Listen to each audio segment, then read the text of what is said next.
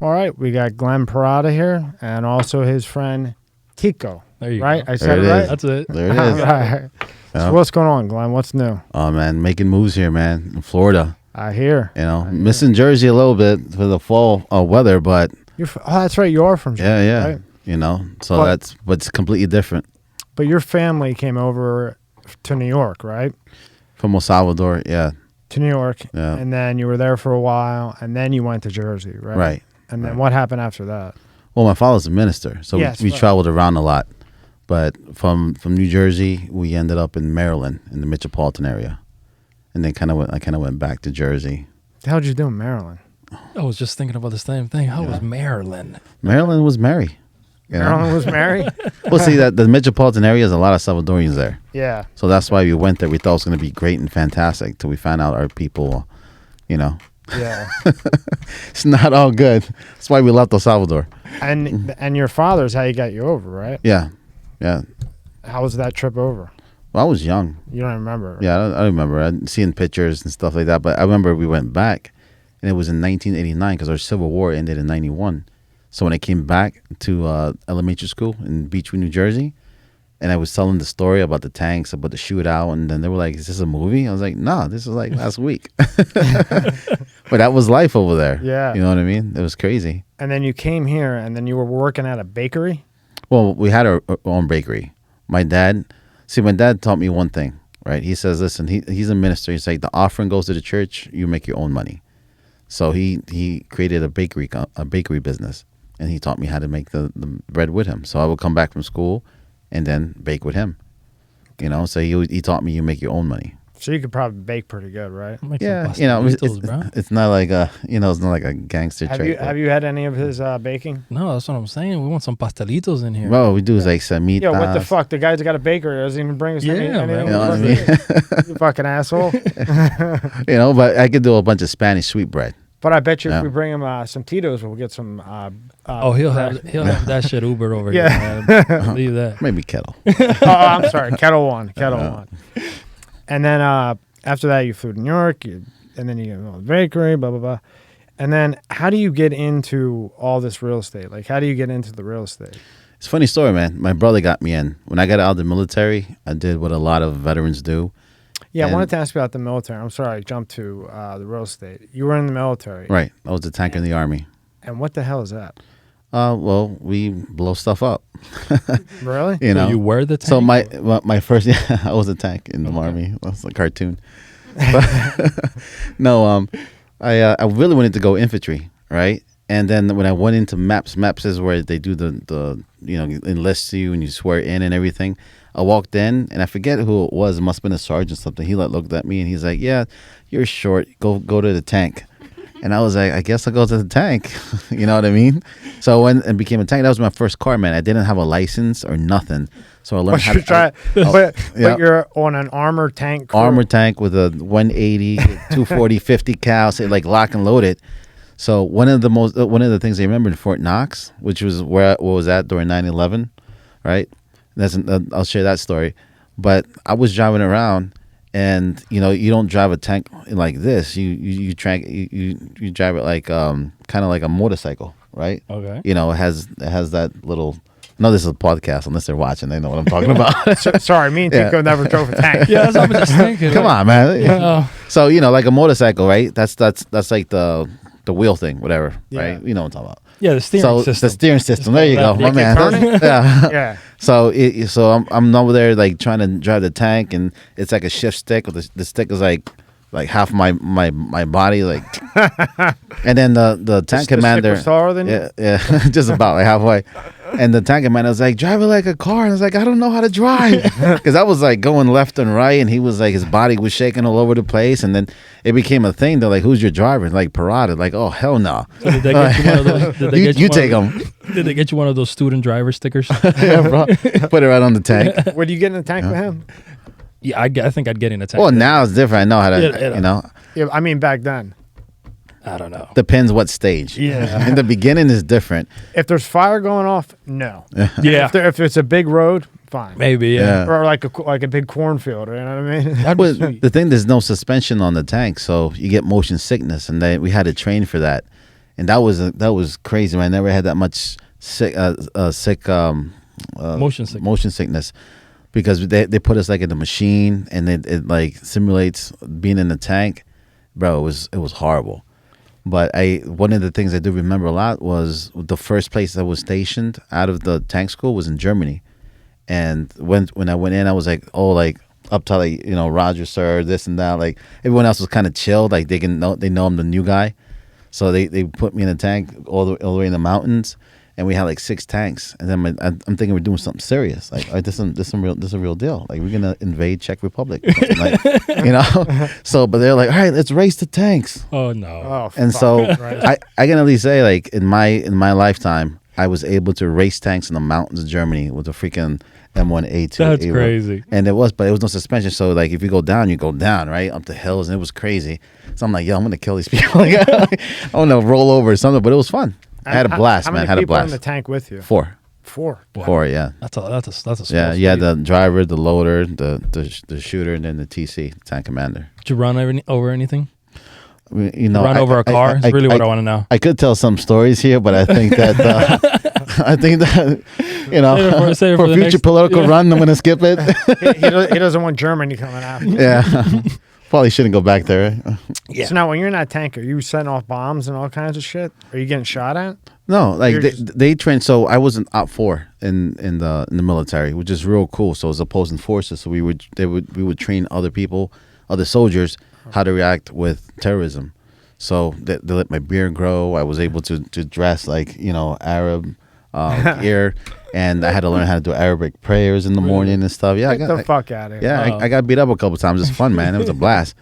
I had my one James Bond moment. Give me the jobs. Tell me. So we had to go in break into base one time. So it was two. Wait, you had to break into a base. Yeah.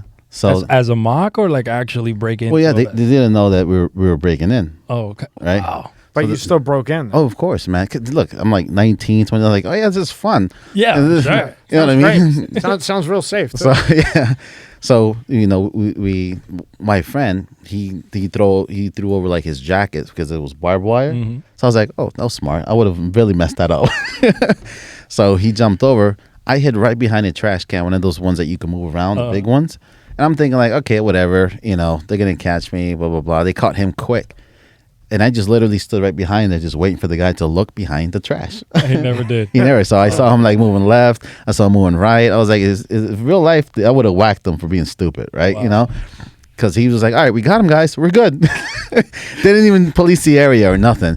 And so it was like it was night. So I was going from like shadow spot to shadow spot to shadow spot. And it was like that for an hour, bro.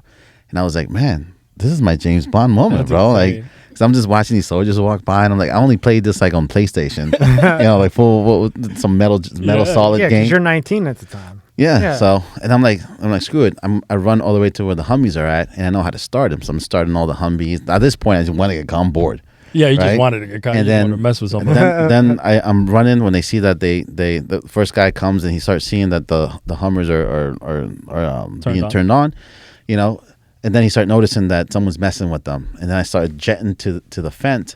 And when I jet to the fence, there's 2 fences. There's one and another one. So it's like they can walk in between. And that's when I knew I messed up. And that's when they grabbed me, they tied me up, they beat me down, and put me yeah. What they tie up beat you and threw you in the back of a van Yeah, they have their own little spot, and torture you? No. Waterboard? I wish, man. I would have been Yeah, I was just gonna say. No, but it was good. It helps them, Yeah, no, absolutely. be It was to get fast. ready. It was fun. Yeah. But yeah, but Did you like Germany? yeah, man. I had a lot of I could tell you a lot of offline stories. It was amazing. It was amazing. Loved it. I learned the language pretty quick too. Tell me something in Germany. Was master? Oh, so I'll tell you. I'm going to answer this with a story, Okay. right? So the first 3 things I learned in Germany was Masuda, heute Haben, hast du früher, which is like, what are you doing tonight? And do you have fire? Because I used to smoke a lot. I was like, I'll figure out the bathroom later. You know what I mean? Let's check on priorities, right? So, but I'm a big World War II guy. Right, I love that. You see my mustache, 1920s. Yeah. I love the look and everything else like that. So I was like, when I went to Germany, I wanted to experience Germany. So I got on the Bahnhof, which is like the subway, went all the way to Frankfurt, got out of the Bahnhof, walked down, and I was like, wow, Germany. And I was just trying to take Germany in. And then I hear bachata music and merengue music. All the Mexicans are there, and I'm like, "Come on, man!" Like, and that was the end of that. Right? That was the end of that because that was like in Frankfurt. It's called Swassenhausen. It's all clubs. It's all Spanish clubs. So I was like, "All right," which is kind of drawn there. It was crazy because at that time, I was single. I was young, and I'm going to the bars and I'm trying to talk to the girls, but the girls they speak only German. And it's a Spanish spot. So the guy's talking to me in Spanish. He's like, hey, mira, blah, blah, blah. And then he turns around and he's like, hey, so what's up? He's like, he's talking his German. I'm like, yo, I want to do that. So I started to pick it up a lot. So I was pretty damn fluent in German. Now I'm just like, I can have a conversation. But I say, sprechen mit mir langsam bitte. Like, talk to me slowly, please. And how long were you in Germany for? About a year and a half. Okay. And then you got into the mortgage. Or what when I got out of the military. Yeah. They sent me back to Great Old Maryland, right? Which was a fun trip back, right? That's back when you could really get drunk in the airlines. It was fun. It was making people laugh. It was a great time. Great time, huh? Yeah. So, but I had, I came back. I really didn't want to do nothing. I wanted to let my hair grow. I wanted to let my beard grow. So I had my hair up to here, like to my shoulders. I had my beard down. I was looking crazy. My brother thought I joined like a biker gang or something. He picks me up one day, takes me to an office, and when I walk into the office, this guy, Italiano, walks up to me. He looks like Mr. Clean, bald-headed guy, right? You know, and he's like sizing me up. He's like, all right, and he's like, hey, my brother goes, you work here now. I was like, I'm looking at him like like he's dropping me off in kindergarten. Like, why? I want to take him to the bar, So he leaves, and the guy gives me a phone book, says make phone calls and sell mortgages. I had no idea what I was doing.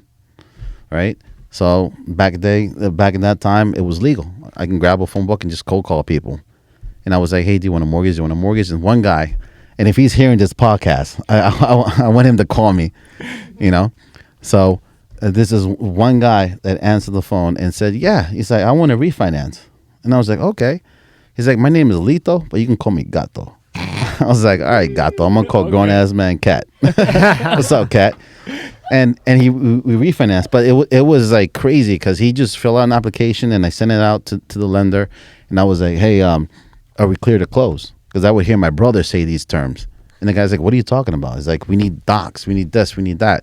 I was like, all right, so whatever he said I got, and he sent it back. I was like, are we ready to close? So I did it a couple of times, and the guy's like, you don't know what you're doing. I go, absolutely not. So eventually I did close it, right? And I went to the closing, and he was giving me tequila shots and everything. There's a refinance, so we did it at his house. And my brother was like, you're not supposed to get lit with the people there. Yeah. So I was like, I didn't know. But, it was my first loan was the pay option arm, interest only deal. You know what I mean? And which is back in the subprime is what really caused the subprime. I didn't know. I was just getting into the business, But that was my first loan. I made over like $10,000. I cut my hair, shaved, bought a suit, and here I am. And there we go. What year was that? 2003. 2003. In the crash, and that's a different story. But I did it. That was during the subprime time, which is crazy. Now, what happened when the crash happened? Did it kill you? Yeah, I was having fun, and a lot of people telling me, "Hey, man, save your money. The cash is going to catch up with you." It just didn't register, right? And all the lenders that were going under, right, like Lehman Brothers and all that, I was like, haha, they went under, and I'm making a list and stuff like that. And I remember some people were pissed off, like, put that list down from your wall. I didn't get it that list meant I'm going to get fired soon. You know what I mean? I'm just having fun. Like, I'm just not registering. I'm young, you know what I mean, making money. And then eventually, I remember one time we were working on 20 deals and just sitting like we are here having a conversation. My brother was in his desk, and a good friend of mine that was representing a bank was sitting there. And he was a nice guy. He was an older guy, maybe in his 40s, mid-40s, and he would take care of his mom because his mom was sick. And we just having a conversation. And on the TV, it showed that his bank just went under. So right there on the spot, he got fired. He knows. It was it. And the way he got up and touched his head and just walked away, it hit me. That impacted me. Because someone I actually knew, now he can't support his mom. Now he can't support his family. I'm like, wow.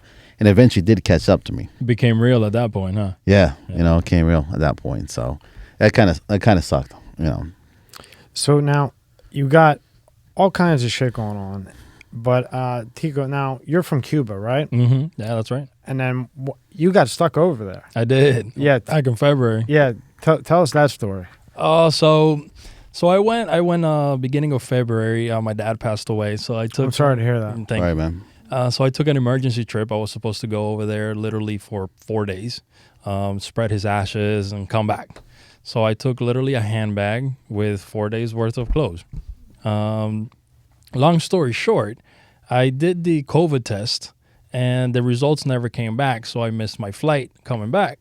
And because of all the airline restrictions and no flights going anywhere, I ended up spending 3.5 months when I was supposed to be there for 3 days. Wow. So you took 4 days of clothes, and you had to be in there 3.5 months. Yeah. Yeah. Fun time. A lot of laundry. A lot of dirty jeans. Well, $100 you can do your whole wardrobe, right? Over Yeah, there? but I went for 3 days. So how much money do you think I took? I mean, I went for 3 days. Yeah, You know, that's insane. so yeah, I had to do magic. I started calling people over here. You know, my family obviously. But then that's the other problem. Western Union doesn't work in Cuba. No? Like all that is gone. You know, so how do you send somebody money from here over there? How do you? There's different agencies that'll Like, do it. You like can't share- you can't- transfer-wise? You can't share that secret with you Yeah, right that's now, man. that's you know tough, that's classified. No But problem. no, I mean you have so many different regulations nowadays that like Glenn, if he's gonna send me money, he can send me $300 every 3 months. So he can send me $100 a month legally. You know what I'm saying? So there's really a limitation as to what I could do. So I had to be real creative and try to make it for 3.5 months. I called everybody I knew, like just send me $100. You know, just go see my wife. She'll give you the money. Just send me $100, bro. Right. Yeah, it was something else. It was definitely an experience. You know, Were you working over there when you were there for 3.5 months? Like, I wasn't working. I had a little lot and stuff like that. So I was starting to do a house for my dad. Actually, I had bought the lot and I had the blueprints I was going to build him a house. And, you know, after he passed away, I couldn't let it go. So that's basically what I did for the entire 3.5 months. just work on that Just house. work on the house. You know, I got there and it was literally a lot full of just wooded area. You know, and after the 3.5 months, it had a roof. Yeah. You know, I cleared the whole lot, foundation, like everything. You know, it's being done now, the second story. But I don't know why. Like a lot of people told me, I was like, you bought this for your dad. You know, like, you know, it sucks. He's gone. But that's the reality of it. He's gone. Just sell the lot again. You know, and I couldn't. No, I just lost my Yeah. mom. I lost my mom about 3 months ago. Yeah. I couldn't do it. Yeah, I couldn't, man. And I know it was probably the smart thing to do, you know, But it's not about that. What, Yeah. money? Money? Yeah, What, that's for money? Fuck money. yeah, like You bought that for your dad, right? yeah. So, and you made like in your mind, you were going to build it for your dad. Maybe he's not here, but like in your mind, it's like, I have to finish this for him. Yeah, absolutely. You know what I mean? And that's like I designed the whole house Yeah. just for him. You know, his huge bedroom in the first story with a bathroom right there next to him, like everything connected. You know, like I did a whole thing because he never wanted to come over here.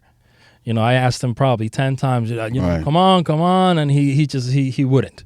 You know, I think at the end, I think last year he was like, all right, I'll go to visit, but I won't stay. You know, so I designed basically this whole house. I took a lot from building blueprints from over here, and I just kind of adapted it because it's not the same building style. But I kind of adapted the same ideas to what we know is handicap code and all that kind of stuff to his house. Yeah. You know, and I couldn't, man. I couldn't let it go. Good for you. Yeah, you had to Finish make it happen. Fuck Man. them. Fuck Yeah. them. Finish the motherfucker. Now, when you finish that, how many bathrooms is it? Well, it evolved a little. So now it's 4 bedrooms, 4 bathrooms. God. Because while I was there, I ended up adding a second story. Fuck. Yeah. What are you moving an army in there? No, because Helicopter pad. I'm Cuban. I have a big family. Yeah, I have a big family. I mean, you know, I only have one sister, Yeah. but I have probably about 20 cousins. Yeah. Yeah. So, you know, the main thing is my grandma still lives over there. I have one aunt still over there and about 5 cousins over there. So a lot of the family that I have over here, whenever they go over there, they really either have to crash at, you know, somebody's house or rent a place. So in my head, it kind of evolved from my dad to now to the rest of the family. Well, then they don't have to. Nice. They have a place to stay. Exactly. Right? So that's kind of how it evolved to now. Because it was first a 1-story home, small home, normal size house, probably a little bit big for standards over there, but it was just a comfortable 1-story, easy access house, And the idea just developed into, well, now my dad can't use it, so at least I can have the rest of the family use it. So I added a 2nd story. So I added 3 bedrooms upstairs, every bedroom with its own bathroom and a little porch. So it's 3 bedrooms upstairs, 1 bedroom downstairs. Good man. So Nice. Very good, man. Yeah, so that way, whenever everybody goes over there, they just have a place, Now you got that big a place, right? Yeah. Over there, how much does that when it's finally done? What do you think? When it's it'll cost? finally done, you're probably looking at about 50,000. Oh, maybe 50,000, maybe. Wow. Maybe. Yo, you hear that? 50,000 for that? And you're talking about right now. High end. No, I know, and you're talking about right now where everything costs 10 times what it used to cost last year. Like this time last year, I could have built that house with $10,000, $15,000. Because lumber's so expensive. Everything, now. lumber, cement, Yeah, it's cinder blocks, crazy. everything is literally 10 times more than what it was a year ago. Yeah. It's insane right now. Good area? Yeah. It's a pretty good area. It's one of the higher areas in Havana. You have the national stadium where like the athletes train and stuff like that. Oh, yeah. So there's So not it's right- gunfire going on. Yeah, no. So it's Is right it near the beach? That's very dope. close. It's very close. 50K, bro. But you know what? It's on an island. You're a 5-minute drive from the airport. Yo, Straight Yeah, shot. yeah. 4 bedroom, 4 bathroom for 50K? Yeah. Fuck. Hey, that could be our new vacation spot. We'll go. boat trip. Absolutely. You'll love it. We have a huge family too. Our family's huge. We should do that, babe. It's a good. It's idea. yeah, man. You'll love it. I mean, one thing I can say about Cuba without, leaving nothing behind. Whatever the system is, however messed up it is, and however far into poverty it is, the people are beautiful. Yeah. Like that's one PR. Puerto Rico is another place I visited that is the same way. Like they will, if they have one plate and you show up, they'll split it in half, and and it's just a sense of family and camaraderie that it's crazy. It's crazy. Like I left when I was 11. Okay, That's when you came over here? that's when I came over here, Yeah. and I've never been able to leave. Yeah. I've always been drawn back to that. Obviously I had my father there. I had a lot of family there that throughout the years they've all come here. But it's just something about the atmosphere and the people that are there that just welcome you into their houses, and I've known you forever. I just met you, but you know what? I've known you forever. Like I grew up with you. It's incredible. It's crazy. I've had the same guy cut my hair for 6 years, right? Mm-hmm. And he's from Cuba. Yeah. The nicest guy. And when I was in a situation, he would come to my house. He'd leave work.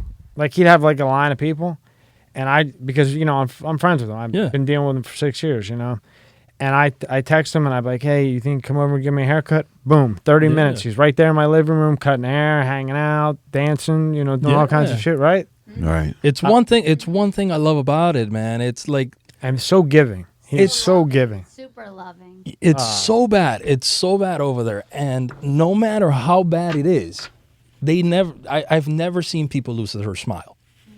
And it's bad. Like I'm sitting across the table from you and I know how bad you have it.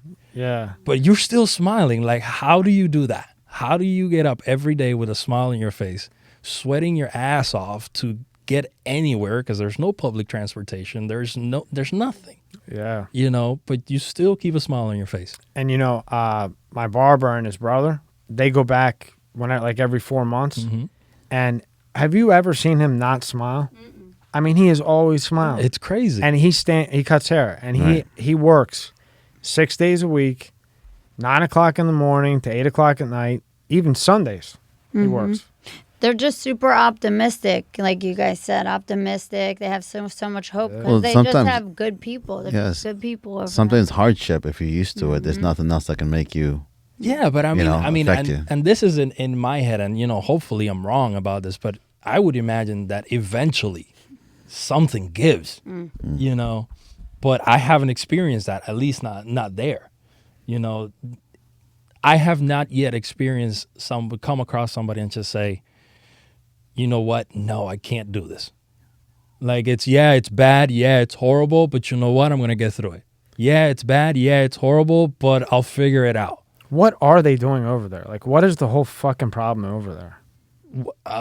I guess it's like, where do I begin? Yeah. But I mean, like... They don't want to give them their freedoms. I mean, it's crazy. They want to be... aren't they communists? Yeah. It's a communist state. It's communism. So it's like one world leader. Like Pretty much, yeah. Since 1959, Fidel Castro won his revolution. And since 1959, it's been Fidel Castro all the way, baby. Even now he's dead. It's still Fidel Castro all the way.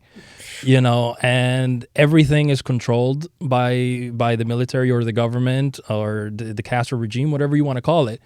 But literally every aspect of every industry inside of Cuba is controlled by the government. Internet, everything. Everything. Wow. The sugar. I mean, sugar. Everything. When I tell you everything, I literally mean everything. They tell you what to do, where to go. Everything. Control your social media. Sounds kind of familiar with what's going on over here, right? Do they got social media over there?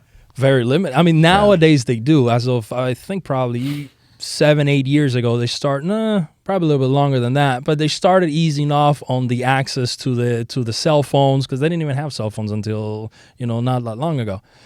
So they started letting the cell phones come in because they realized, well, I can make a lot of money with cell phones.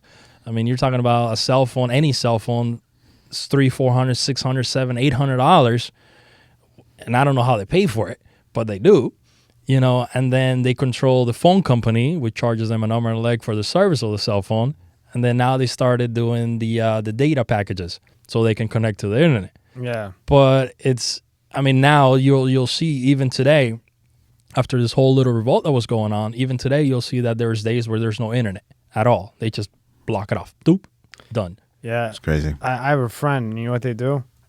He's in the Philippines, and every once in a while, they'll just shut the fucking power off. Yeah, they'll just shut the internet off. Like, it's like the power grid is like too high or something, or they're just in a fucking mood. And it has nothing to do with the storm or anything, and all of a sudden, the power's gone. They just shut it off. And I'm like, it's down for 36 hours or whatever. Yeah. Like, for no reason. Yeah. They just shut the shit off. Conserve fuel, man. Control, yeah. Fucking crazy. And control you with commodities. Yeah, man, and that's the worst thing it is. Like there's nothing being imported, there's nothing being exported. So there's nothing being harvested, there's nothing being grown, there's nothing being produced, there's nothing. You know what I'm saying? So I mean, a drink. Yeah. Okay, I found this drink today. Cost me $5. Literally dollars. Yeah. Okay, in Cuba, which is 100 pesos. More or less, okay? And I might not see this drink again for another 3 weeks because they just don't have it.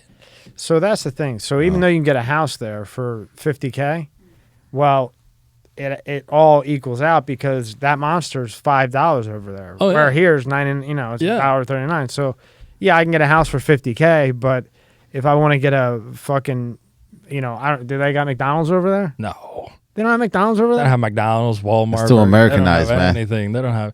Get the fuck out of here.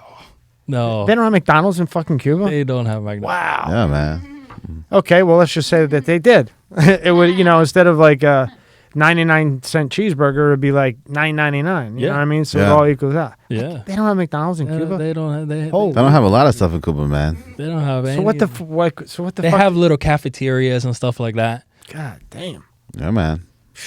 It's rough. It's so rough. then you come over here at 11, and then where do you start working? I think my very first job was at a Winn-Dixie. Grocery store. Yeah. At a Winn-Dixie grocery store doing cashier. No, I'm lying to you. It was at a Blockbuster. Blockbuster. It was at a remember Blockbuster. those. Yeah, after I went to Winn-Dixie after Blockbuster. Why'd they close then? Netflix. Is that why? Yeah, man. Killed them. Who's going to walk to Blockbuster when they can just click a button? You remember when you were a kid walking in there? I used to love it, man. Yeah. And you were like hoping, like they put they put the thing, and then behind it you were like, please let the movie be there, and then it wasn't there. And you're like, fuck. I used to rent video games and popcorn. Yeah. And all that. It used to be a thing, right? You used to go out with the whole family and then do it.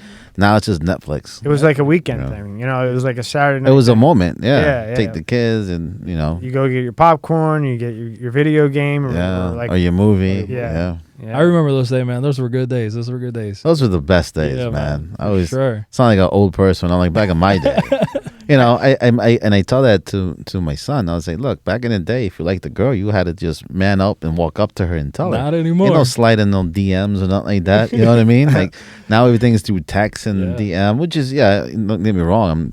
Technology is cool, but it took a lot from conversation with human interaction. Yeah, their interaction, right? And then that whole walking up to a girl and talking to her, sweating your palms. I remember writing notes and putting it in the. That was my slide in the DM, just writing, putting it in the desk. What would you do? But then you write little notes. You know what I mean? Like, hey, this little Spanish guy likes you. Boom in the desk. And it happened one time too, and she found it. This was like in elementary school. And she found it, right? Since day one, but anyhow. So she found it, and she's like, but I had to man up and be like, yeah, that's me. I like you. What's up with lunch? In elementary. Wow, that's far back. Yeah, it goes far back, bro. It's far back. It's writing poetry. That's writing poetry. Yeah. So when you taught your kid, walk up to a woman, instead of this DM shit, what do you say? No, he was like, okay, like it doesn't register because it's different. It's like, yeah, you actually have to walk up to someone and talk to them, like now. What are you talking about? You know what I mean? So it's different. So, but I'm very big on vintage stuff, right? Yeah. So like they know how to use the vinyl records. Oh wow! A lot of the stuff, a lot of movies I watch are like from the '80s and the '80s music and stuff like that because. And Spanish too, like Spanish music that I grew up with and stuff like that. Those are things that you have to pass. And they tell them you have to learn this and pass it to your kids. If not, it disappears. It's the same like that legacy. Cuba, right? Yeah. Well, shit. Something like that with like a lot of families that immigrated here. Mm-hmm. If you don't continue the legacy and how you were grown up and. Well, that goes away. It's a tradition, right? And you got to keep culture. going on. Yeah. Yeah, and that's a big thing. Like so many people try to Americanize so much that they just say no. Like I'm American now. Like it doesn't matter where I came from. It doesn't. My kids don't need to speak Spanish. I'm in America. They're going to speak English only. I think that's bullshit because when you're in business or wherever you are, if you're bilingual. You got way better chance of getting that fucking job any day. I'm big on assimilating, right? But you have to continue your culture. Yeah. So when I talk to families in the mortgage industry, and I said this to the parents before with their kids there, I was like, how come you don't speak English and you've been here 20 years? I'm not saying forget your culture, but if I was in Germany for a year and a half and I learned German instead of pointing for food like the way I was doing it. Absolutely. It's just about assimilating. That's how you grow in the country. Doesn't mean you completely forget your culture. Yeah, I think you absolutely have to assimilate, but that doesn't mean you have to replace. Right. I agree with that because a lot of people up north, at least, where I'm from, there's so many people that don't know any English. All they do is talk Spanish. Oh, you don't have to go that far up north, Miami. Or fucking Miami, whatever, And I understand, like you said, that's your home language, but you're here now. Right? So now you got to fucking learn English. But the fucking, I don't know. It's the only way you can grow, man. Yeah. Yeah, I mean, you can't expect to go very far. I'm sorry, if you don't speak the language of the people that are around you. Yeah, I want to eat some bomb ass tacos, but order in English. Segment is brought to you by Border Control. Yeah. So now, how did you two meet each other? Well, it was a gang war. Back in the we kind of sat across the table. Yeah. We made our peace. Okay. We came to terms. Okay. Broke some bread that he didn't break. Yeah. No, it's just business. I'm also the state political director for Florida, so I'm involved in politics. And we had a mutual friend, Lydia Maldonado. Big shout out to her. Then kind of put us all together, and really to help out. They have an event coming up that I'm gonna be helping out too. Big event, but kind of ideas just like, oh, you do this, I do this, and we kind of just grew to what we have now, the Parada show coming out on La Mega TV. Absolutely. Plug. I think it's one of those weird relationships where you meet somebody and then you have that connection and like it kind of just like clicked. Yeah. Yeah, exactly. It's weird because, like I said, I think I've met Parada literally in person. What, 4 times? Not even. I think it's the second time, man. I see. No, third time. Yeah, third time. Jeez, Yeah. really? Yeah, literally in person. This is the third time we meet. Now, I would think that you guys hang out once a week. Yeah, that's what I'm saying. It's one of those weird things where, we are on the same wavelength. We kind of clicked. We have the same ideas and the same visions for the project that we're working on. And it makes the relationship flow so much easier. Right. He's thinking it and I'm answering, and I'm thinking it and he's answering. He's telling me stuff that I'm thinking, it's weird. You go back and forth and nobody gets frustrated. Yeah, Right. Like you take his advice and then you kind of, like a board. Well, it's a trust factor too, right? Because when we talk about it, I'm like, well, you know what you're doing. I trust you on that aspect. I take care. He's like, you take care of your part. It just fits in, right? Like we were talking about trust, right? It's a huge thing because Tommy and I are the same thing. We just clicked. Yeah. You know what I mean? And then it's a specific circle, right? Because you don't click with everybody. No, absolutely. You know what I mean? Yeah, the guy that runs the place here, he came in and he said, hey, I got this guy, Parada, really cool. He's big time, blah, blah, blah. I said, all right, bring him in. And then the day I met you, man, we were cool as fuck from then on. Yeah, man. Yeah, I think that's one of the things I told him. You have that personality where people feel comfortable around you. You have that trusting aura. I don't know what you're gonna call it, but like at least for me, like you feel comfortable around the person to open up. You feel like you can speak to the person. Well, he doesn't have like that cocky, I'm better than everybody, fuck you attitude. Just because I'm Glenn Parada and I'm this and I've got 10,000 fucking pictures on my webpage and whatever the fuck. He's just a fucking normal guy. Yeah, he's real down to earth, and I think you're right on the money on that. It's not whoever he is, he's still Glenn. Right. And that comes across. I'm right here. Like I'm talking like I'm not here. Like, yeah, that's guy Glenn. I'm like, all right, yeah, okay, cool. But do you agree? But I concur. You know what I mean? Because you run into a lot of dickheads, and they make it. They get to wear a nice suit like he's got on there, and like I said, 40,000 pictures and meet all these people and do this and do that. And then you go to meet them and, you say, hey, how you doing? What up? And they look at you like, who the fuck are you? And it's like, you're not like that. You're just like, you have an open mind. And if you feel loyalty to me, I think if you feel loyalty, you're down. But 100%. If you feel something wrong, you're out. No, 100%. It's like, I base it on just who you are. Because I've met a lot of people. I'm sure you've met a lot of celebrities. Well, obviously what you do. They jerks. Yeah. Right? And then I've had that moment even when I met some other celebrities that I look up to and I'm like, oh man, it's great to meet you and find out the guy's a complete jerk. Like won't even shake your fucking hand. You know what I mean? Like it wouldn't shake my hand or stuff like that, or wouldn't even talk to me or completely ignore me. I'm like, that's a jerk move. Like, yeah. So then being in church, because I've thought about it, like I'm easy to get. I can put me in a room and I'm good. So I give a lot of credit to my father because of the church. Always in the population, and he's putting me on top of to sing. I was a little kid singing church songs and stuff like. So that fear went away, and just talking to individuals, just seeing life, man. When you grow up in church, you really see life. People crying, going through issues, funerals. I mean, I talked to my mom. I was like, "Dang, y'all took me to a lot of funerals when I was a kid, man." Yeah. But you kind of get all that, and I think that helps. Develop who you are. As an adult, and then at the end of the day, you are who you are. I don't care about the background, right? Yeah, I think you're definitely right on something, but at a certain point, success tends to change people. Oh fuck! And I mean, I couldn't agree with you more. And nobody can tell me different. Like nobody can tell me different either. But there's a certain type. There's a certain type of people that they change for the better. Because obviously nobody stays the same. Once you reach success, you feel better about yourself, right. Okay? But some people take that and grow, okay? And some people take that and just become complete douches. Right. 100% right. Couldn't agree more. Cut scene 2 1 year from now. Like, yeah. Where the hell's Glenn? That guy's a jerk. and then you know what comes with the success? Fucking envy. Yeah. Fucking envy and entitlement. Oh, yeah. Oh, my God. These motherfuckers. Like, you built your business. People working for you. Okay, say you're driving a Lamborghini and they're driving a Prius. Well, you didn't build the motherfucking business, right?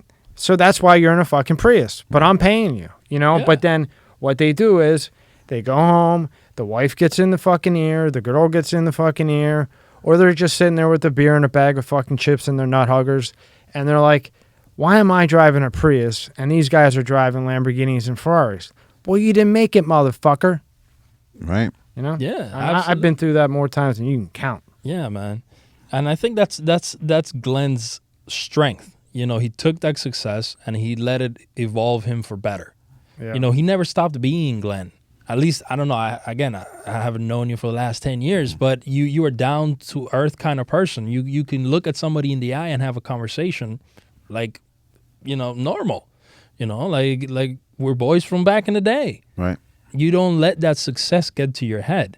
You know, you talk to people.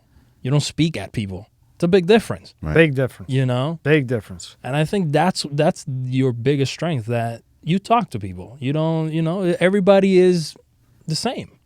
In your countries, is it a big deal if you don't shake somebody's hand? Because in Italy, if you don't shake somebody's hand, Well, yeah, it's the most disrespectful fucking thing in the world. I think in our culture, in the Hispanic culture, I don't know if it's the same in your culture, just not saying hi to the elders when you walk into the room yeah. is disrespectful. Fuck. Oh, yeah. You don't just say walk hi in there, to you don't another? say hi to grandma, grandpa, dad. Oh, mom. forget They're it. like, what's up with this? Yeah. Yeah, you- know what I somebody's mean? gonna beat your ass. Yeah. yeah, at least in Cuba, So you're it- talking about you walk in a room and there's 10 old people. You be better kissing 10 old acknowledge people. every one of them. Every last It's all one. about respect Yeah. in our culture, Nah, man. it's the same thing. Yeah. It's the same thing. Yeah. So now you got a TV show coming out. Got a TV show, the Parada show. How the fuck did he get? How the fuck did he get a TV show? That's what I asked when he walked in.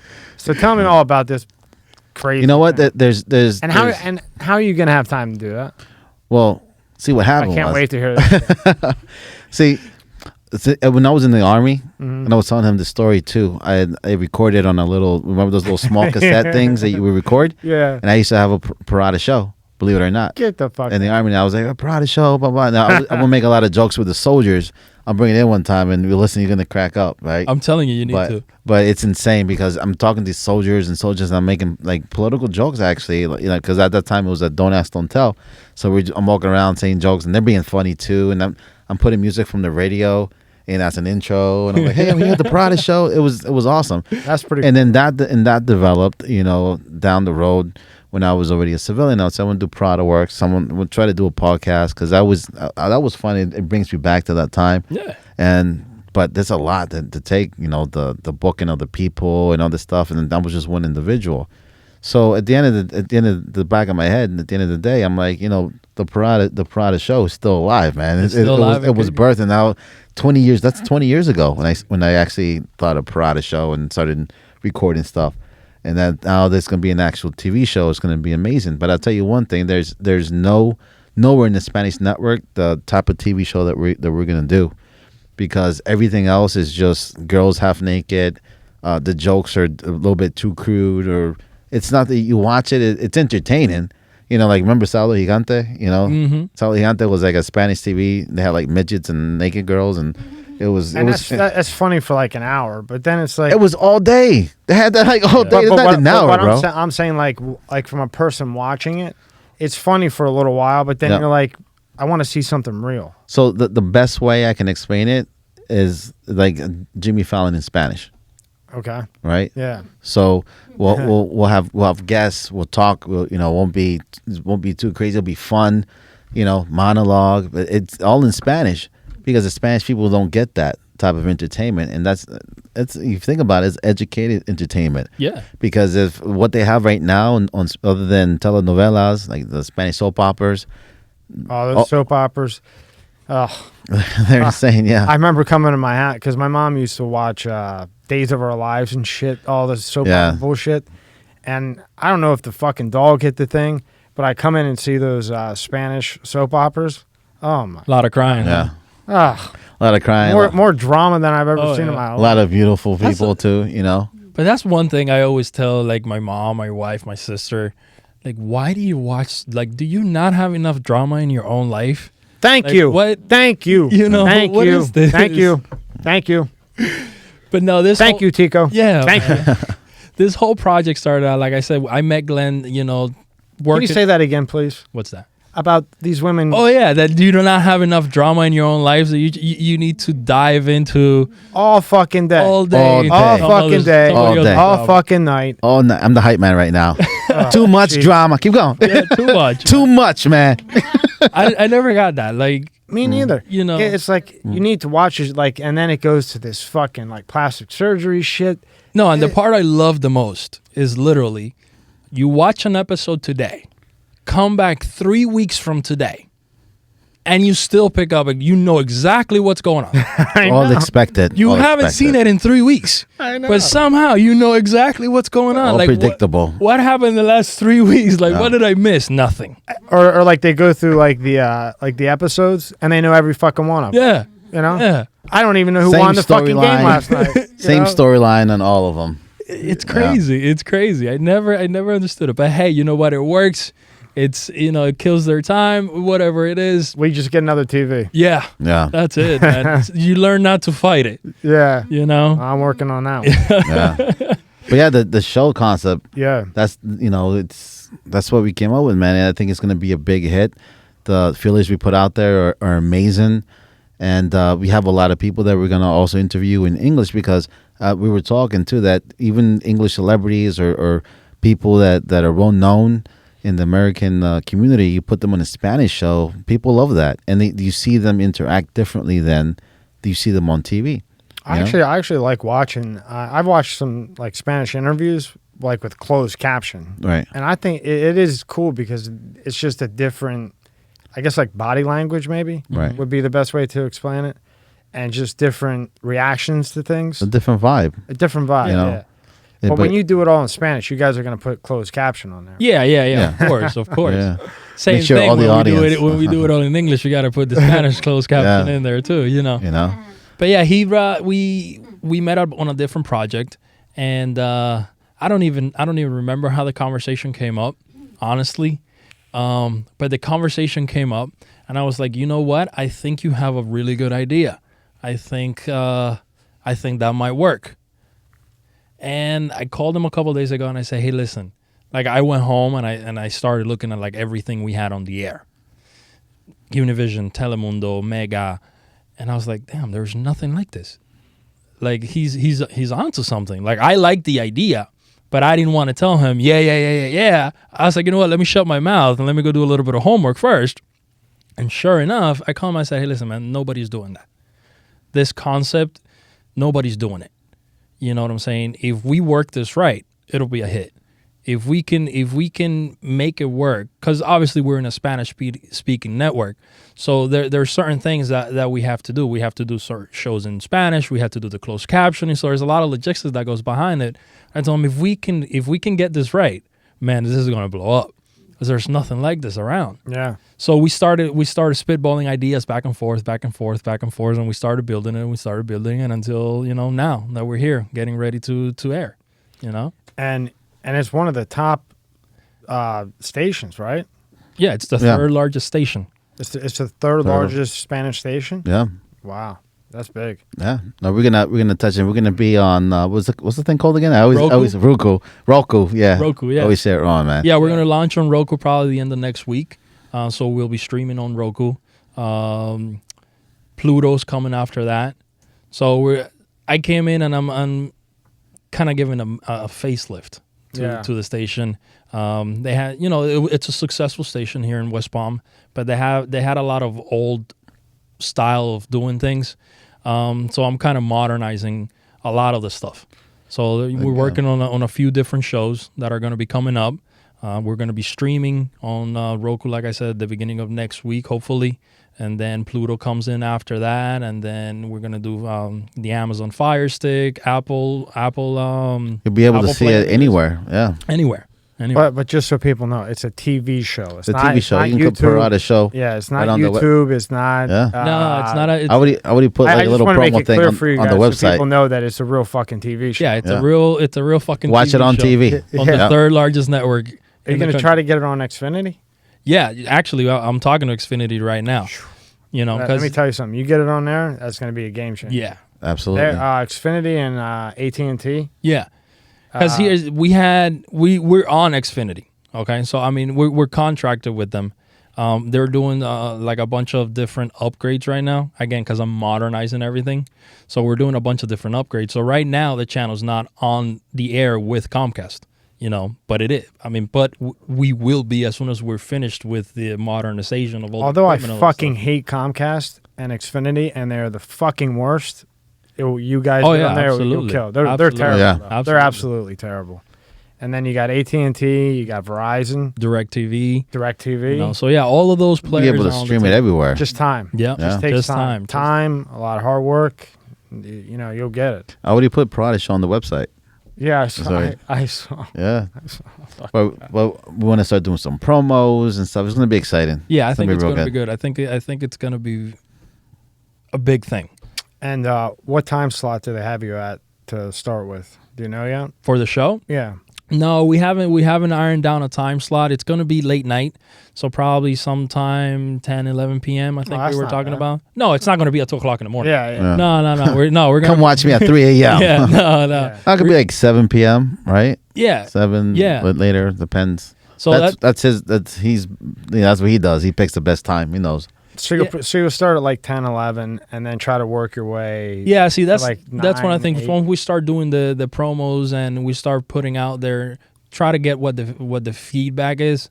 We haven't ironed in a time slot yet because we want to know when it's going to do. Like, I want to put this show where it's going to do well. It doesn't make any sense for us to do all of this work and then stick you at 3 o'clock in the morning, like we were just talking about. It doesn't help anybody. All right. So, but yeah, it's going to be late night.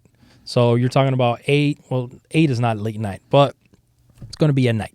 Isn't that weird though? How like different times can make the biggest difference. Different times, it depends who's watching what, right? Because in the morning, that's why they play a lot of either people that are retired or sitting at home watching TV or soap operas, or kids are watching the cartoons, and then it just gradually changes to. Remember coming back from school, and then you got your TVs, you watching Full House. Yeah. They don't play Full House at 9 in the morning. They play that they know at 5 and 5:30, 6, and all those shows that we grew up with, and then boom, news, because at that point they know that you're either doing your homework, you're getting ready to sleep, and who's watching the news? Your parents.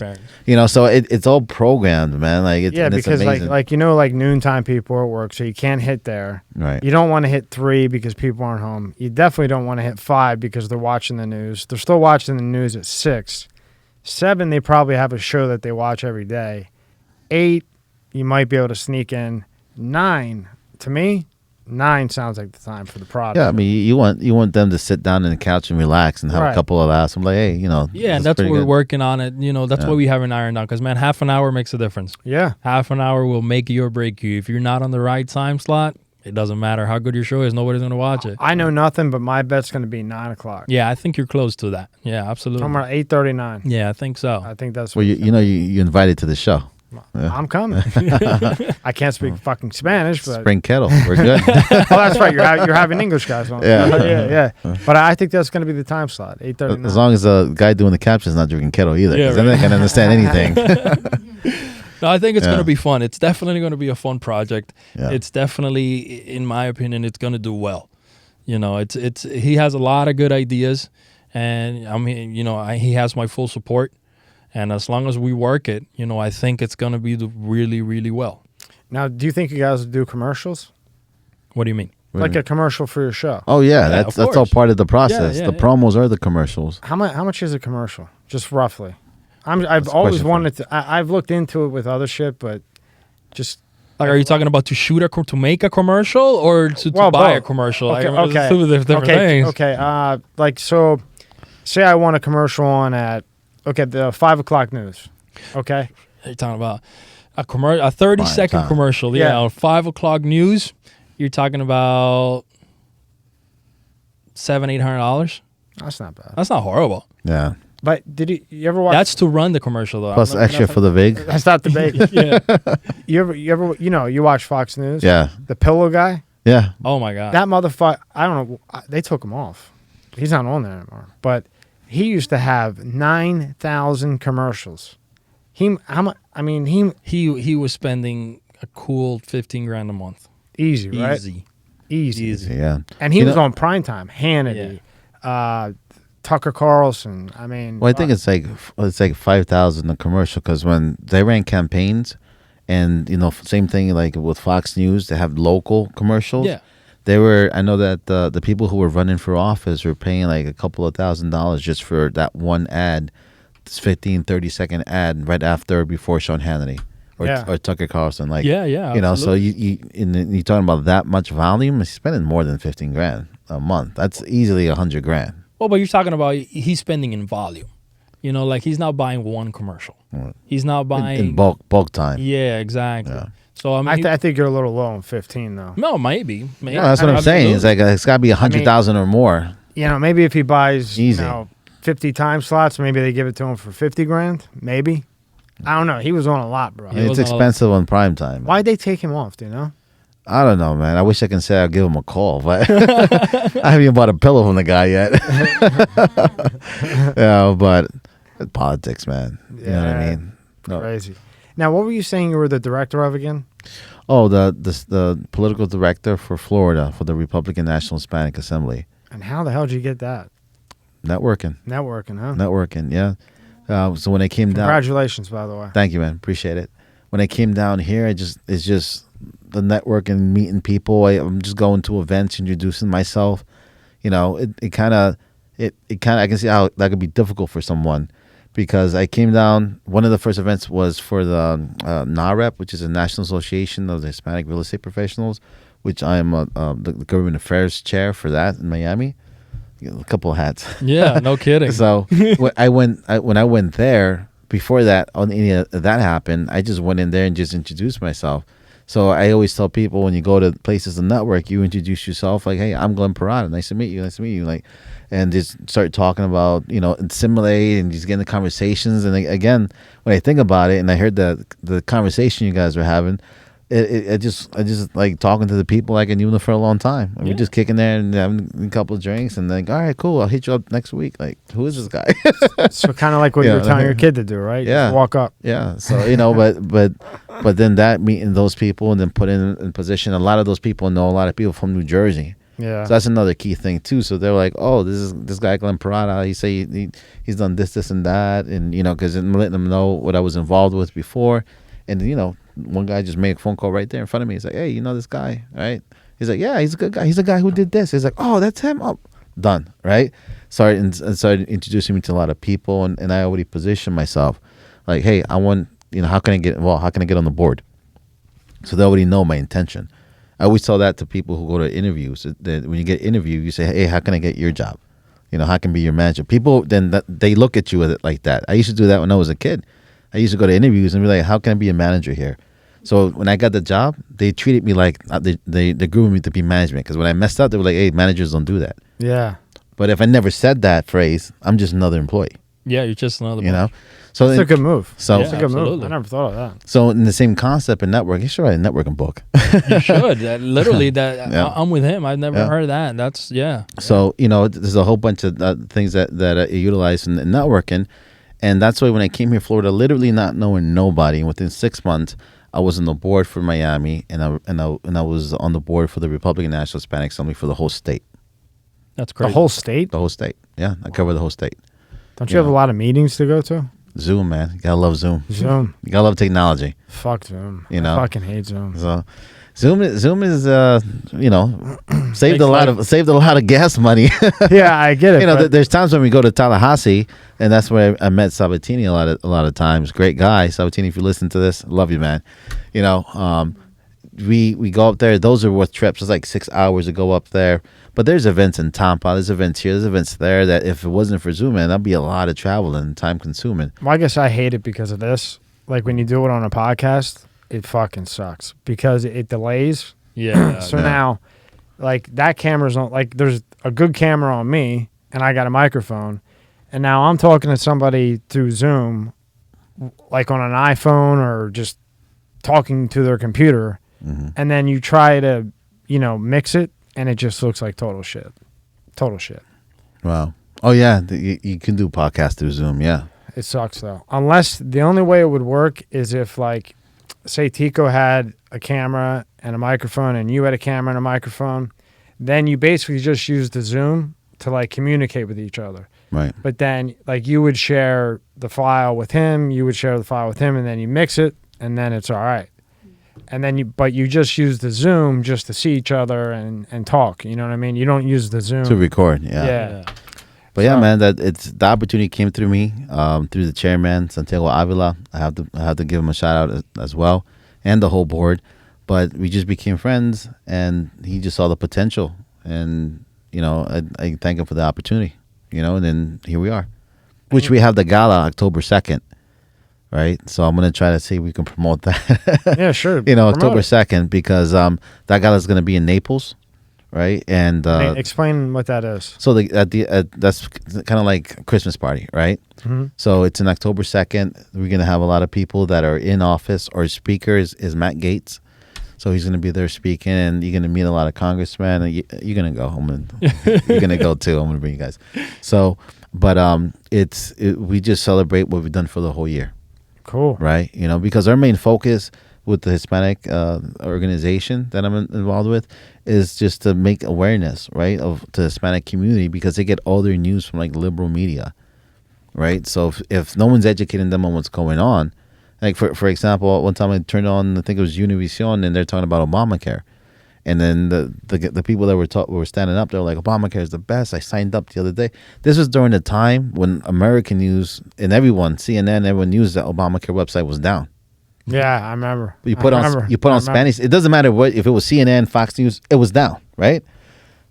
Univision was like, yeah, I signed up last night. It was fantastic. It's great. Like, I'm like, this is why I don't watch Spanish, because they're so biased, unfortunately, right?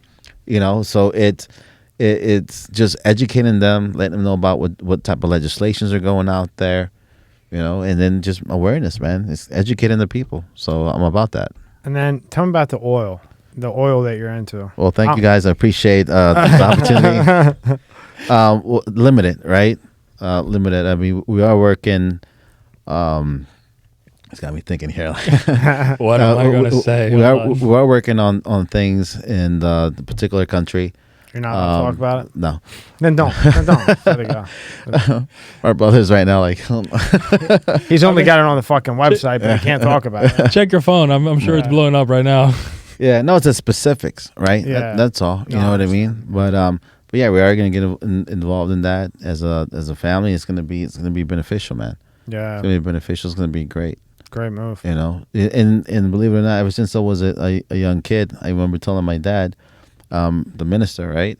I said, Dad, I want to be a multi-millionaire when I grow up. And he used to be like, well, money's not everything. He was about going to go into that speech.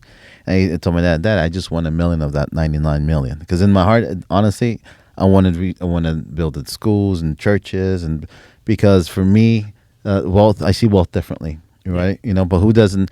My dad was telling me, those good works are not going to make it to heaven. But I told him, Dad, but I want to stand in front of God and be like, hey, at least look what I did, Dad, right?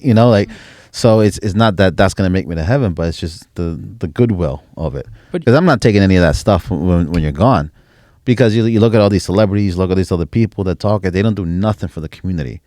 Right? If you have the opportunity, and if it's really in your heart, then that's what's going to happen. You're going to actually make some changes. But you make changes, you become a target.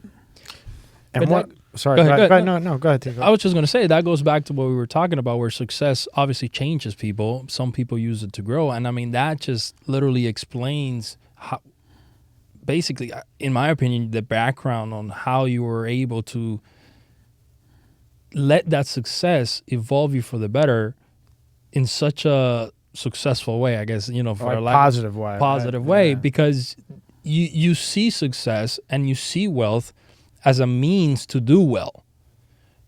Certain people see success and wealth as a means to enrich themselves and just, have everything I want. From your point of view is, yeah, I want to make $1 million, but because I want to build 5 schools, not because, I just want $1 million. Right. So I think that's it has a purpose on it. Is that what you want to do? You want to build schools? I want to do a lot of stuff, man. A lot of stuff, because growing up, you've seen it, even like in Philadelphia, New Jersey, in D.C., Maryland, in D.C. area. There's a lot of poor areas, man. You know what I mean? Like, and there's a lot of government money. There's a lot of grants. It's not going anywhere. The problem that I always tell people is that helping is hard. I used to have a nonprofit called Parada Visions. And I was thinking I was doing great, and an attorney came to me and said, "Hey, that share that you're giving away, if they fall on it, they sue you, and they'll break it just to sue you, and then take your money." And that was just so fucked up. I was like, damn, I was like, it was just so heartbroken that I'm trying to help out, and they're trying to find a way how to get money out of me. Yeah. Right. So in the next 5 years, what's the top 4 things you want to get done? Or at least start. In the next 5 years, God willing, I'll be able to impact a whole nation, a whole country, better said. Yeah. Right? From the works that we're going to do, a lot of jobs. Almost sounds presidential when I talk about it. But we are going to create a lot of jobs. We are going to move. I don't mean to interrupt you, but how are you going to create jobs? Because of the business that we're doing. If we're creating such a big business in the family, then there's people who have to run it, right? So if we open up a business, let's say in El Salvador, we can hire so many people that are already there, right? And that's going to inadvertently affect them even trying to come here illegally to America, because they're making money, good money, in El Salvador or any other region that in Central America. We'll be changing lives, man. Absolutely. You know what I mean? They don't have to risk that journey to come here. They're good there. You can actually change the GDP of a whole country by the type of works that we're getting involved with. And even here in America, there's a lot of stuff that we can change that can impact people's lives. I'm very big on people learning English. I mentioned that earlier, right? So if you offer that to them, like pretty much free at that time, they just have to do it. But we also have to encourage our people to do it, because a lot of people depend on government, and people depend on government from our country because that's what we've been taught to do. Yeah, you can't just say, "Hey, go learn English." You have to entice them. Right. So that's the part of assimilating and saying, "Hey, we don't have to depend on government like we did in our country, like they taught us to do. That's how they controlled us." Yeah. Here is different. Independent, free thinker. I always tell the people I'm big in individualism. I'm an entrepreneur. I'm a free thinker, right? Because I grew up in Maryland, when it was, not to get too political, it was a Democrat county, and I would always hear the white man this, the white man that, right? I'm blaming this person, blaming that. When really I started finding out that success is me. I'm controlling my success. Well, working with my father, I was making $500 a week selling bread in middle school in the 90s. That's crazy. You know what I mean? So I was like, the white man ain't doing nothing. The white man's buying my bread. You know what I mean? So I would come back from school and work. That was it. Every now and then, if I was lucky, I'd get a soccer ball and go play. But other than that, my dad was like, you come here, do your homework, and then work. And I was just working, making money with my dad, learning about business. That's awesome, man. He used to take me to D.C. and Maryland area and send me into the stores with a box of bread. And they're looking at me as this little kid, right? Sometimes it worked. They're like, "Oh, that's cute. Yeah, we'll buy a couple packets." Sometimes I'm like, "Get out of here, kid." That's probably why he's saying in to try to get the sale. Yeah. You know what I mean? Good for him. Hey, good move. I'm glad he did. But sometimes they were rude, And so I was a young kid. I came back crying, and he said, "No, go back in there." And I went back in there, and I said, "Hey, man, I'll tell you why you should buy this bread." He said, "Now you're talking." You know what I mean? So I like that. Good man. You came out crying. He said, "Get the fuck back in there and get it done." My dad taught me a lot about sales, believe it or not. You know what I mean? So even in church, man, we used to give out those little tracts.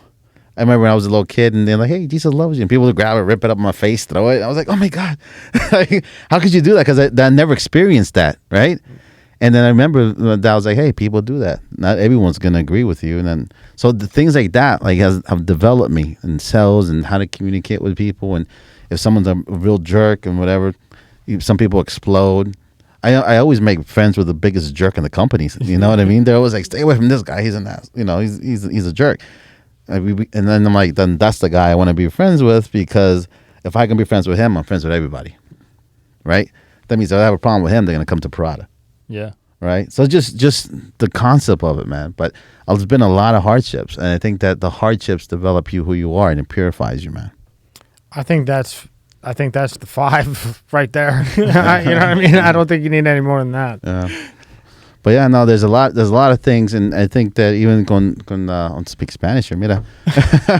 So you're gonna just switch it in Spanish. That's Spanish. Put the English captions on now, No, but for what we're doing here con La Mega TV, it's gonna be great, because it's gonna be a different look, a different stereotype of Spanish TV, You know, I think if like Tico was saying, I think if you find the right time slot, it's over. Yeah, time slot because we have a good lineup. You know, coming up. I mean, shoot, we got Tommy coming on the show, man. Look at that. You know. You still got to find the time slot. Yeah, no, time slots. That's his thing. It's his forte, man. And I know that he's not gonna put me on 2, 3 a.m. in the morning. No, Tico, right? I mean, don't you think probably one of, other than the production and the message, don't you think that one of the most important things, like with a TV show, is the time slot? Yeah, absolutely. That's what I was saying. Yeah. If you're off by half an hour, I mean, you can have the greatest show in the world. I was just gonna say that. You're not hitting the audience that TV show is targeting. Right. It'll fail. Yeah, you'll get killed. I don't care if you have Michael Jordan, Tiger Woods. I don't know a lot of Spanish names, but a lot of big time Spanish soccer players. Football. You know, it don't matter. You had the Jimmy Fallon, what the other Conan O'Brien. But there was one guy that was super late. Crushed. There was what was the guy that was super late? Something Ferguson. He was like English. Oh, Craig Ferguson. Craig Ferguson. I actually liked him. He was pretty cool, but he was man late. He was like 1, 2 in the morning. It was like late night. Yeah, he was the late. Yeah, but he was good though. He was great, but it's done. He's not there against Jimmy Fallon, who made it bigger. Yeah. But if they would have had different time slots, it would have been different. Yeah. I don't think Jimmy Fallon's that great. Well, but everybody knows the name. But he has good promos. So, he has good everything. Yeah. Right. Not talking about how good their shows were. Yeah. Who do you recognize first? Yeah. I mean, I honestly like Conan O'Brien because he really didn't get too political. Yeah, he was pretty. What I mean? And he got buried. He's on TBS or I don't know what HBO. I think he went on. Is that where he's at now? Yeah. You know, everybody that I know that dealt with Netflix got fucking murdered, shitted on. It's all about the contracts, man. But they kill you. No, they'll be like, here's $4 million. Okay, here's $4 million. Okay, you can ask her. A friend of ours, John, and Matt. Be interesting for you to talk to this guy, Matt Cox. Right. Oh yeah. I know. He's the biggest mortgage fraudster in the world ever. He was on the run. He got 26 years. On American Greed. He was on American Greed, Dateline, 2020. He would go in. He would like walk up to like a Salvation Army, right? And he'd be like, "Here's $20. We're just doing a what do you call those things? Whatever. Consensus, okay?" And he'd be like, just fill this out. And no one there's your name, your social security number, date of birth. And then he would take that, go to the DMV, get a driver's license, right? Because he's like an artist. So he would get the info, make a birth certificate, make a social security number. I mean, he's literally a fucking artist. You wouldn't believe it, but the biggest fraudster in the fucking country is unbelievably talented with painting and arting and frauding. Right. So then he would do this, and then he would go in, and he would get a license, and then he would get like a $300 credit card and build the credit up. Now he would get the credit to say $700, say $720, right? Now he's got money from the time that he did this last time. So now he puts $40K in his account, makes fake bank statements, goes into the bank, gets the loan, gets the house. Well, before it closes, he's already on to Jim Brown buying the same fucking house.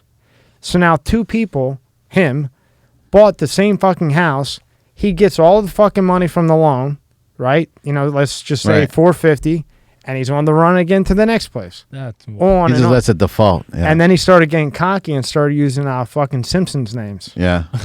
He really did. And he got away with it. Well, one of my favorite parts, not to sidetrack too much from the what we're talking about, but from that story, was when the FBI was trying to take his money. And they were like, you still have money, hidden. And he's like, where? And he took out bank statements. And then they're like, he's like, did you go to that website? He's like, yeah, I went to the website. And then like, okay. And then it's a fake bank. He created a fake bank on the web. And the feds were like, we know you have money in there. This is the bank. Yeah. And here's the routing number. And all he did was like change like one letter. Yeah. Right. and he put like a different fucking number. And they literally thought he had fucking money in there. But he used that bank that bank fucking site That's to crazy. rig shit like crazy. And you know how he got nailed? A girl. Of course. Every movie, every war, everything. Scarface went down because of a girl, but you know. I'm sure- Natural disaster. Yeah. I mean, I'm sure he would have got hit eventually, Yeah. but she made it happen a lot quicker. But he was on the run for, well, you watch it, you know. I'll send you the link. Yeah, he was on the run, and like the feds were calling him, and he's like, "Fuck you, you'll never catch me." Wow. And then he goes into the bank and does it again. While he's American Most Wanted is all over. He got plastic surgery and everything. Fucking crazy, right? Crazy story, man. Talk about an entrepreneur, boy. Yeah. God. Now, I mean, he could be something if he just stopped the bullshit. Yeah. Yeah. You know? How did you get so big in this mortgage? I understand the networking, but there's more to it than networking with the mortgage thing. Well, so I came across a lot of deals that a lot of people didn't want to do, right? And for me, I was like, well, if you take 2-3 extra steps and help this person either fix their credit or tell them how to get more money into the bank, gift them letters, or just get creative, then we can close. So people would be like, no, it's too complicated. No, it's too complicated, and just pass and pass and pass. I noticed, well, if I offer certain products to them and then I can educate them, I can close. So one of those deals was like an ITIN deal. So What's an ITIN? An ITIN is someone who doesn't have a social, Okay. right? So an individual tax number that they had, right? So no papers, cash income, cash assets. First family closed 6 months from Peru. I was able to tell them, well, do this, do that. Usually you can close faster. But what do you think that Peruvian family did? Other than give me a lot of Peruvian liquor. Right? They said, oh, this guy does this, this guy does that, this guy does that. And then I started figuring out, I can do people who have 550 credit scores. I can do people who do this, the opportunity. Yeah. Right? So I would tell them a lot of, because everyone will say, and I still do this to this day. That's why our tagline is, we don't say no, we show you how. You can get a house right now with 550 I'm credit. doing them right now. Get the 550. fuck out Yep. of there. There's 550 credit? Why? Were you going to get shot? No. 550 is still like in the threes. You can get a $300,000 house with a 550 credit. Man, fill out an application right now, bro. I mean, I'm promoting the fuck out of you right now. Yeah, let's do it. That's blowing my mind right now. Yeah, so FHA. So look, I can do. There's so many products I can do out there. Right now, I'm doing this one lady she gets all her income from unemployment, but she has her self-employment business, but she doesn't show any money. Dirty, right? So and then like they're like, hey, the referral came to me and it was like, hey, if Clint says no, it's no, right? So I stick as a CEO of Parada Mortgage. I'm like, we don't say no, we show you how, right? So I'm like, I can't. For me, it's like it's fun. I'm like, how am I gonna figure this out? It's like a puzzle. It's like a puzzle, right? And then boom, pre-approval was sent out this morning for that lady. She's putting in like $17,000 because she wants to, doesn't have to. But then we're doing no income, no nothing for her, and then she's solid, done deal, on to the next. I just got to hear this one more time. So you can have 550 credit, 550 crédito, con Parada Mortgage. Shit income, yeah, and you can get a 300K house. Yeah. God damn. Yeah. You need to call Parada, whatever the fuck her name is. White boy Glenn. I'm just call white boy Glenn. No, we were just joking about that, or I don't mean that. No, but we have a bunch of products. We have a bunch of products that fit people, because I understand, man. There's people that I get them pre-approved and they literally cry in front of me. There was a mother that she came to my office with two of her daughters, and she had a carpenter business. What do you call it? From the flooring business. She would do the flooring. Yeah. And I got her pre-approved. She didn't have papers. She didn't show that much income. And I was like, I got you pre-approved. And she started crying. Her daughter started crying. I'm like, wow. Like, I was like, wow. Like that when that happens, it hits me. Yeah. Right. You know what I mean? But everyone could do a paper. Everyone could do. You have a 800 credit score and you have 100,000 plus, and everyone could do that. That's fine. And I want those too. Right. Yeah. But not everyone can do the other deals that I can do. Am I the only one with the tools? No, there's other people that can get the same tools, but how you utilize it. My best analogy for that is that you can go to sporting goods, You can buy a soccer ball, but you ain't gonna be Maradona, man. You ain't gonna be Pele. Yeah. If you don't put the effort in, you're not gonna be Cristiano Ronaldo. Yeah, no, I right? get it. So I get it. so we have the tools. I just use it better, utilize it better. You right? go the extra mile. You take that step. You do the work. And it's stressful, man. I'm telling you, it's stressful. There's people who don't even have bank accounts. There's people who don't, they don't even know how the world works, man. You know what I'm saying? Like, and it's educating them, right? So the good thing that I tell them I tell them this, I said, listen, you don't do this. You're doing everything wrong, and they don't know. They said, no one told me that. Yeah, I'm gonna go Spanglish on you, right? But at the end of the day, when we're done the transaction, their tax returns are fixed, their bank statements are created, their pay stubs are done right. You know what I mean? And then if they mess it up from then after, that's them. But they're good then. So that's how we get the referral business that just started growing and growing. The best business that I always tell people to get is the gospel marketing, word of mouth. Never paid for a lead. And my brother Jose is the one who told me if you pay for a lead, then you're not doing what you're supposed to do. So whether he was right or wrong, it helped me. I see what you did. You took the tough jobs, you took the big jobs. So then it's like, I can come to you, or anybody can come to you, and you'll find a way to get it done. We'll figure it out. And that's how you got so big. Yeah, the processors hate that because they complicate it. Fuck them. You know what I mean? I fucking hate processors more than anybody in the fucking people, because it's complicated, man. It's really complicated. I have to really break down everything to them, but they have a house, man. Yeah. So promote your show again. The Parada Show, aquí con el señor Glenn Parada. And Mega TV. And Mega TV. Tico, give me something. Promote it. Promote the fuck out. Oh man, listen, I'm kind of the backstage guy. You're like the behind the scenes? Yeah, definitely behind the scenes. Glenn will promote it. We are going to represent West Palm. We're going to represent the people here in such a great manner, and it's going to be fun.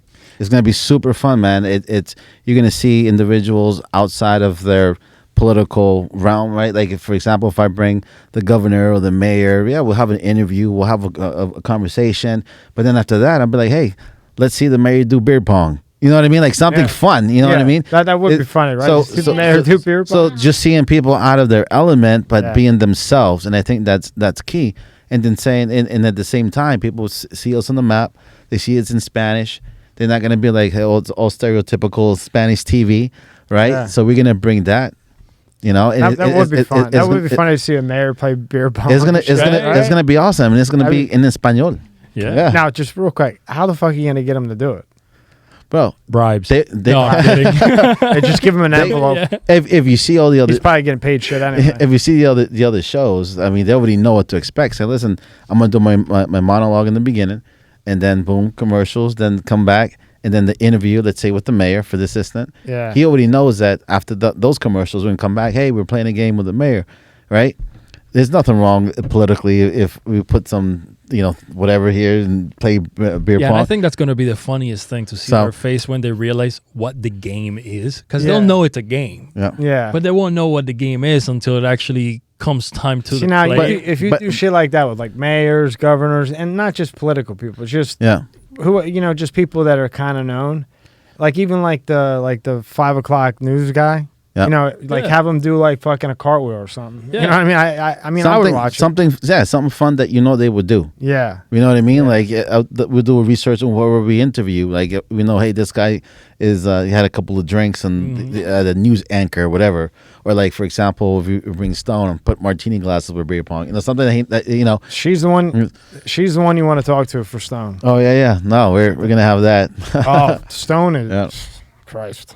But it's about that, seeing them outside of the element, having fun. People could relate to that, right? They were like, oh wow, this guy's an actual human being. Yeah, man. Listen, I came onto this channel to rejuvenate the channel. Yeah, they have Mega TV has a great programming throughout the day.